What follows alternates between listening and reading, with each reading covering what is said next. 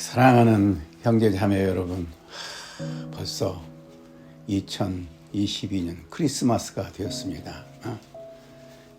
크리스마스를 맞이해서 여러분과 여러분 가정에 하나님의 평화와 사랑과 은혜가 넘치기를 간절히 바랍니다. 오늘은 우리 주님께서 부요한 자로 가난하게 되신 이 놀라운 소식을 여러분과 함께 나누고자 합니다.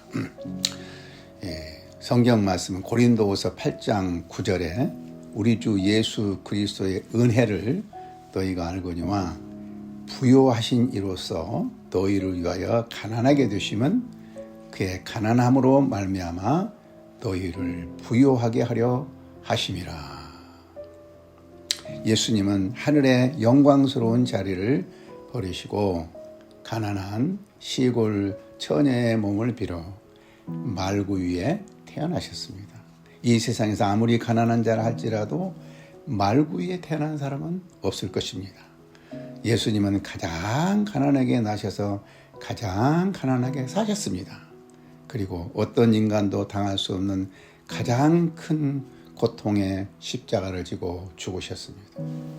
이 모든 것이 자기를 위함이 아니요 바로 죄 아래 팔려 가난과 고난과 죄의 심판 아래 있는 자들을 구원하기 위해서입니다. 나는 예수님을 처음 믿고 첫 번 성탄절을 맞이했던 기억을 잊을 수가 없습니다. 그날은 너무나도 나에게 큰 의미를 주는 날이었습니다.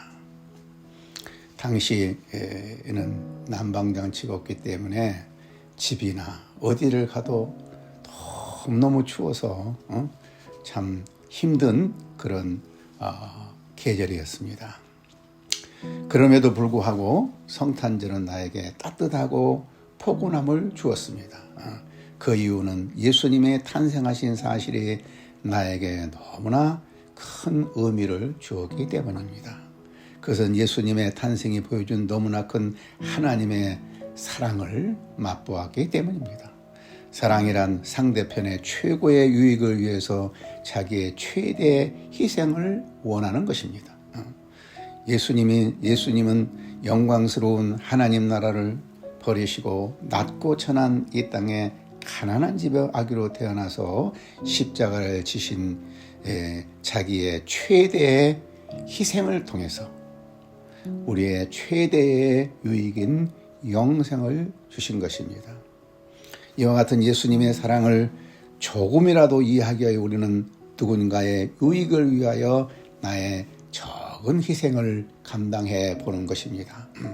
나는 처음 예수님을 믿었을 때 친구들과 함께 군밤 장수를 하고 귤을 팔고 연탄을 배달해서 그 번 돈으로 양론에 가서 할머니들에게 떡국을 끓여드리고 선물을 드렸을 때에 그 맛보았던 첫 번째 성탄의 즐거움을 잊을 수가 없습니다.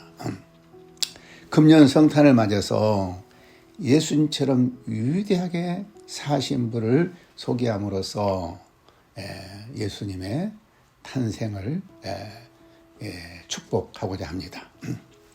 한 시골 소녀가 남을 위해서 자기 인생을 들여 봉사의 인생을 살기로 결심했을 때 얼마나 큰 주님의 영광을 드러내는지 모릅니다.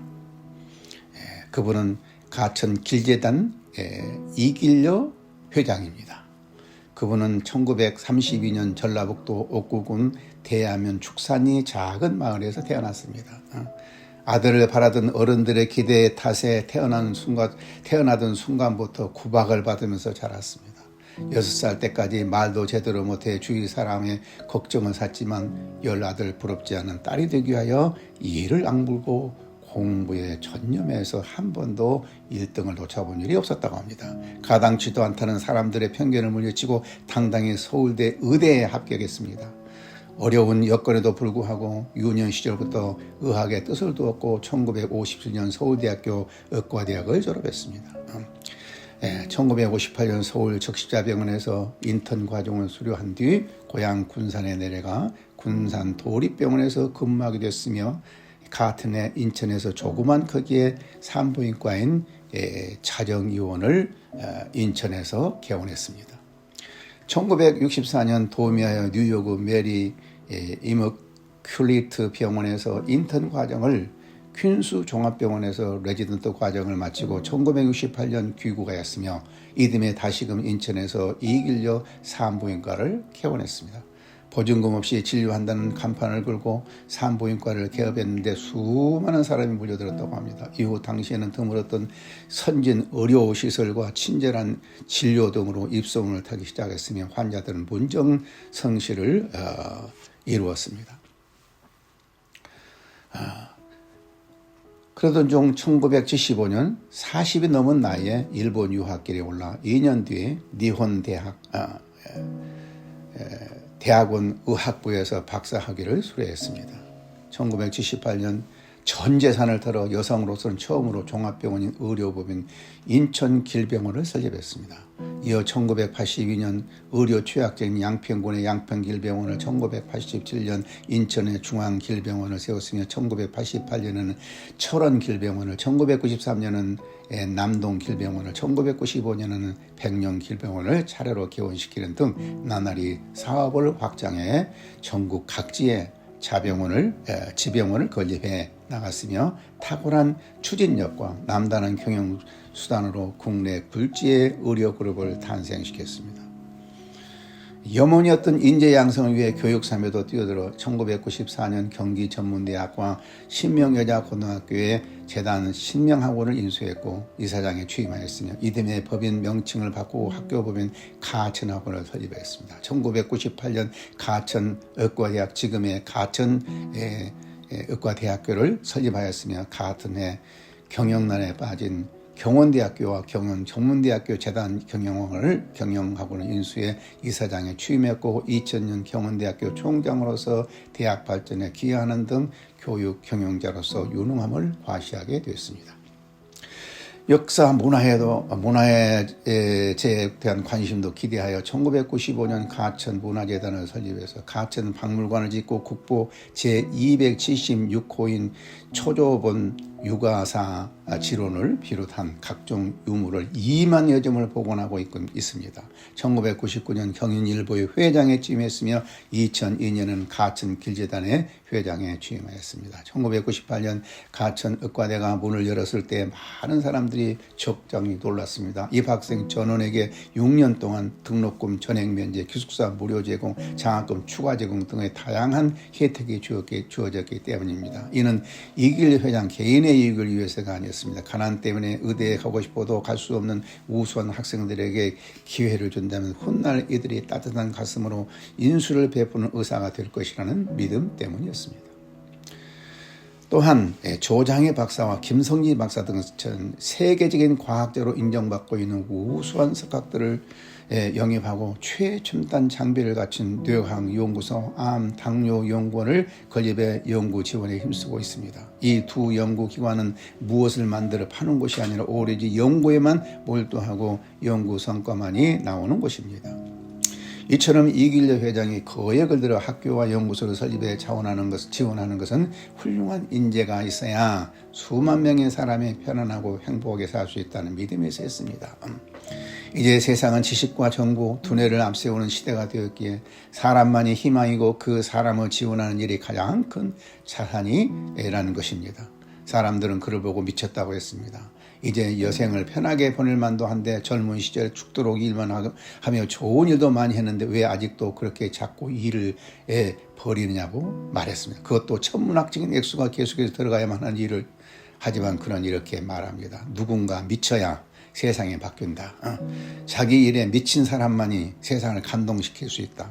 미친 우리 때문에 언젠가 사람들은 질병과 고통 없는 세상에서 편하게 웃으며 살 수 있으리라. 이길려 회장에게는 삶에 있어 변치 않은 중요한 원칙이 있습니다. 바로 의사로서 첫째도 봉사, 둘째도 봉사, 셋째도 봉사한다는 마음가짐으로 정성을 다해 환자를 돌봐야 한다는 점입니다. 그에게 환자는 조국이고 신념입니다. 그래서 그는 자신의 도움을 필요로 하는 환자들을 기다리게 할 수는 없었기에 이길조 산부인과 시절 환자들이 부르면 언제든지 달려갔습니다. 이길조 회장은 의료 혜택에 사각지대 놓인 공단 근로자에게도 24시간 병원 문을 개방해 진로의 기회를 넓히고 지속적으로 해외 의료 봉사도 진행해 오고 있습니다. 뿐만 아니라 먹고 살기 급급의 기본적인 의료 지식마저 갖추지 못한 사람들을 위해 자궁암 무료 검진과 교육은 물론 무이촌 진료를 실행해 나갔습니다. 의사는 환자의 고통과 절박함을 그때그때 해결해 주는 봉사자입니다. 환자들이 의사의 편의를 위해 적당한 시간에 적당한 만큼 아파줄 수는 없는 일입니다. 그런 의미에서 어떤 중요한 일이나 명분이 있더라도 의사가 환자의 진료를 거부하는 일이 있거나 환자가 있는데 스스로 병원문을 닫아 거는 일이 있어서는 안 됩니다. 세상이 아무리 달라져도 절대로 변할 수 없는 가치가 있습니다. 의사는 단순한 노동도 월급쟁이도 아닙니다. 노동자도 월급쟁이도 아닙니다. 인간의 생명을 다루는 천직입니다. 다른 일은 멈췄다가 다시 할 수 있지만 한 번 떠나버린 생명 결코 다시 살려낼 수 없습니다. 사랑의 인수를 펼치기보다는 경제적인 부를 위해 의사의 길을 선택하기 쉬운 요즘, 이처럼 사랑과 봉사의 마음으로 몸바쳐 환자를 치료하는 그의 모습에서 우리는 참 사랑의 모습을 발견할 수 있습니다. 우리는 예수님은 너무 위대하신 분이기 때문에 예수님에게서 직접 배울 수는 없지만 우리와 똑같은 위치에 있는 사람에게서 배울 수 있는 것이 많이 있습니다. 자신의 모든 것을 다 내놓았을 때 하나님께서 엄청난 축복을 주신 것입니다. 자기 자식에게만 복을 받은 것이 아니고 그를 통해서 얼마나 많은 사람이 큰 축복을 받게 된 것입니까? 우리는 하루아침에 그와 같은 삶을 배울 수 있는 것이 아닙니다. 꾸준히 배워야 합니다. 조금 자신을 손해보는 삶을 배워야 합니다. 조금씩 자신을 손해보는 삶을 배워야 합니다. 나의 적은 희생이 많은 사람에게 도움을 줄 수 있다면 기꺼이 희생할 수 있는 삶을 배울 수 있어야 합니다. 그가 흩어져 가난한 자들에게 주었으니 그의 의가 영원토록 있느니라. 이 얼마나 위대한 말씀입니까? 금년 성탄을 맞아 우리도 다른 사람의 유익을 위하여 적은 희생이라도 감당해 볼 수 있기를 간절히 바랍니다. 감사합니다.